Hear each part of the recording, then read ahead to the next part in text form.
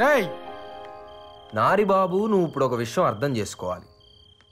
మనం తిందామని ఆర్డర్ ఇచ్చిన ఈ చచ్చిపోయిన చికెన్ ముక్కని దీని నుండి నోడు మన కళ్ళకి నచ్చాలని దీనికో సిల్వర్ పేపర్ చుట్టి అందమైన డిజైన్ ఉన్న ప్లేట్లో పెట్టి క్యారెట్లు, కీరాలు రకరకాల డిజైన్లో కట్ చేసి మరీ మనకు ప్రజెంటేషన్ ఇచ్చాడు. అలాంటప్పుడు ఈ జనరేషన్లో అమ్మాయిల్ని మనం ఇంప్రెస్ చేయాలంటే మన గెటప్ ఏ రేంజ్లో ఉండాలి? ఆలోచించు. నేను అదే ఫీల్ అయ్యి గెటప్ మార్చానన్నా. ఆహా, కంటిన్యూ. ప్రగతి, క్యారేజ్ రెడీయా? డ్యూటీకి టైం అవుతుంది, త్వరగా రెడీ చేయి. నానా, నాకు 10,000 కావాలి. 10,000? ఎందుకురా? ఏ లెక్కలు చెప్పాలా? అది కాదురా, నువ్వు రోజు రోజుకి మారిపోతున్నావు.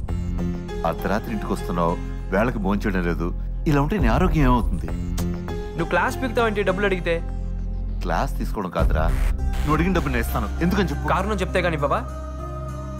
అది కాదు నాన్న, ఎప్పుడు డబ్బు అడగను. నువ్వు ఒకేసారి 10,000 రూపాయలు అడిగావు కదా నాన్న, అందుకే అడిగాను. కొంచెం ఉండు.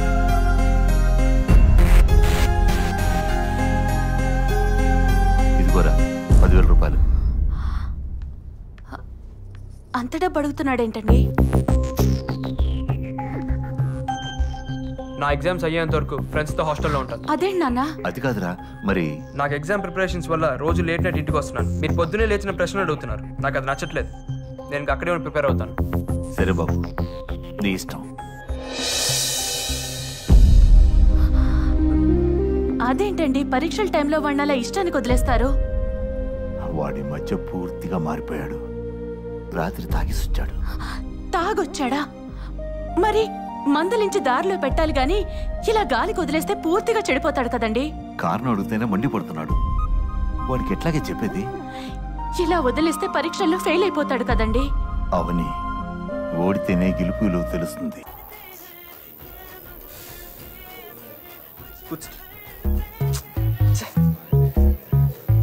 తాగండి అయ్యా.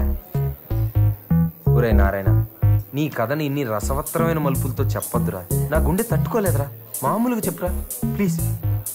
బాబు బియర్ చెప్పురా. ఆడు బుక్స్ చదువుతావు కదరా, ఆడు వెనకాల కూర్చొని రాయాలి. మీ నాన్నగారు వచ్చారా? నువ్వేనా ఇలా వచ్చావు? ఏం లేదురా, రా కూర్చో. బాగా చదువుకుంటున్నావా? మీరంతా కూడా బాగా చదువుతున్నారా? మీ అమ్మ నీ కోసం పలహారం చేసింది, నువ్వు నీ ఫ్రెండ్స్ తీసుకోండి. ఇవన్నీ ఇప్పుడు ఎందుకు నాన్న? ఎగ్జామ్స్ అయ్యాక నేనే ఇంటికి వస్తాను కదా. అది కాదురా, మీరంతా కష్టపడి చదివే కుర్రోళ్ళు. బాగా తింటే మీ ఆరోగ్యం బాగుంటుంది. సరేలే, నువ్వు బయలుదేరు, నీకు టైం అవుతుంది వర్క్ షాప్ కి. ఓకేరా, నేను వస్తాను. అలాగే అంకుల్. శశి అంకుల్, అరే బాక్స్ ఇటీరా, చూద్దాం. ఏం లేదు, నారాయణ బయట తిరగకుండా బాగా చదువుకుంటున్నాడు కదా. అదేం లేదు అంకుల్, బాగా చదువుకుంటున్నాడు. మీరేం టెన్షన్ పడదు. జాగ్రత్తగా చూసుకోరా. సరే అంకుల్, వస్తా. అలాగే అంకుల్. చాలరా, ఆపండి. Stop it! Sorry boss, Stop it! I'm extremely sorry boss, please. Hello police station. What the hell is this Keerthi? I'm so sorry. అరే మీరెందుకండి సారీ చెప్పడం? బాస్, నా వల్ల తప్పు జరిగింది. మా వల్ల నా లైఫ్ లో ఫస్ట్ టైం అక్కడ కాలర్ పట్టుకున్నాడు. అది కూడా ఆఫీస్ ముందు. నువ్వు కేవలం నా friend soft card interview arrange చేస్తా.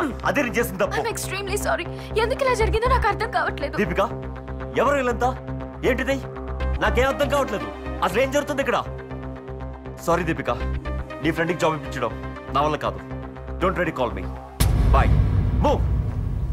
ఆర్ యు హ్యాపీ నా? కష్టపడి ఇంటర్వ్యూ వరకు వస్తే మొత్తం నాశనం చేశావు. అసలు నా ఉద్దేశం అది కాదండి. నా లైఫ్ ని డిస్టర్బ్ చేసింది చాలు. నన్ను వదిలే. ఇంకెప్పుడు నీ మొహం నాకు చూపించుకో. అరే అది కాదండి, ఒక్కడే. ఎవరు పిలిచారా పోలీసులు? అమ్మాయిలు టీచింగ్ చేస్తున్నారా?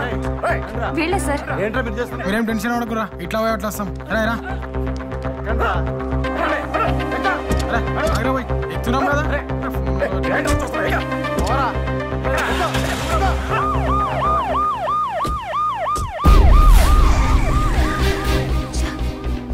ఏంటిది?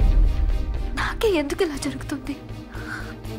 ఈ జాబ్ వస్తే నాకున్న ప్రాబ్లమ్స్ అన్ని సాల్వ్ అయిపోతాయి అనుకుంటే కొత్త ప్రాబ్లంలా వీడు కూడా తయారయ్యాడు.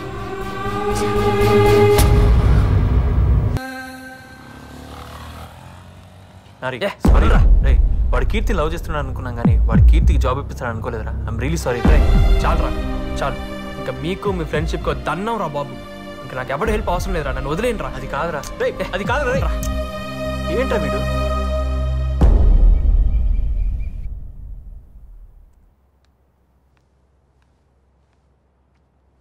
అబ్బాయి ఎలా ఉన్నాడు?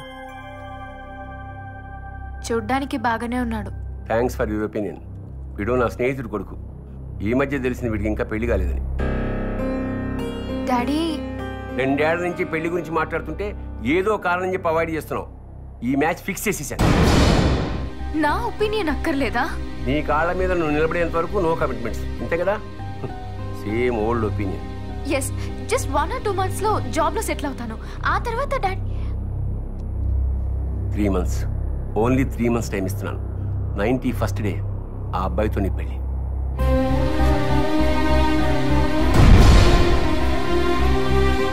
ఐఎమ్ ఎక్స్ట్రీమ్లీ సారీ అండి. ఆ గొడవకి నాకు ఎటువంటి సంబంధం లేదు. అయినా నా ఫ్రెండ్స్ చేసిన తప్పుకి నన్ను శిక్షిస్తారేంటండి? ప్లీజ్ నన్ను అర్థం చేసుకోండి. అయినా మిమ్మల్ని ప్రేమించి నేను గొడవ ఎందుకు చేస్తాను? మీరు కనిపించిన దగ్గర నుంచి నేను పూర్తిగా మారిపోయాను. నా స్టడీస్కి కూడా నేను దూరం అయ్యాను. రోజు మీరే చూస్తున్నారు కదా, మీకు నా ప్రేమ కనిపించట్లేదా? ప్లీజ్ అర్థం చేసుకోండి. మీరు నన్ను అవాయిడ్ చేస్తుంటే నాకు చచ్చిపోవాలనిపిస్తుంది. ఏంటి బ్లాక్మెయిల్ చేస్తున్నావా? ప్రేమిస్తున్నానండి. ప్రేమ? నా పరిస్థితి తెలుసా నీకు? ఆ ఉద్యోగం ఎంత ఇంపార్టెంటో తెలుసా? చాలా కష్టపడి ఇంటర్వ్యూ వరకు వస్తే మొత్తం నాశనం చేశాం. అది కాదండి. పోలీసుల దగ్గర దెబ్బలు తిన్నా కూడా నీకు బుద్ధి రాలేదా? నేను చెప్పానా నా కోసం మీ వాళ్ళందరినీ వదులుకోమని? మీ పాటికి మీరు ప్రేమించేసుకుని ఏదేదో ఊహించుకుని కలలు కంటూ ఉంటారు. అసలు ఏంట్రా మీరు? మేము ఒక్కసారిగా కాదనేసరికి తట్టుకోలేక ఆత్మహత్య చేసుకుంటారు, లేదా కసితో చంపేస్తారు. నాకు నువ్వంటే అసహ్యం. మీరు అలా అనకండి. మీరు లేకపోతే నేను బతకలేను. నిన్ను ప్రేమించడం ఇంపాసిబుల్. చావాలనుంటే చచ్చిపో, చావాలనుంటే చచ్చిపో, చావాలనుంటే చచ్చిపో, చావాలనుంటే చచ్చిపో.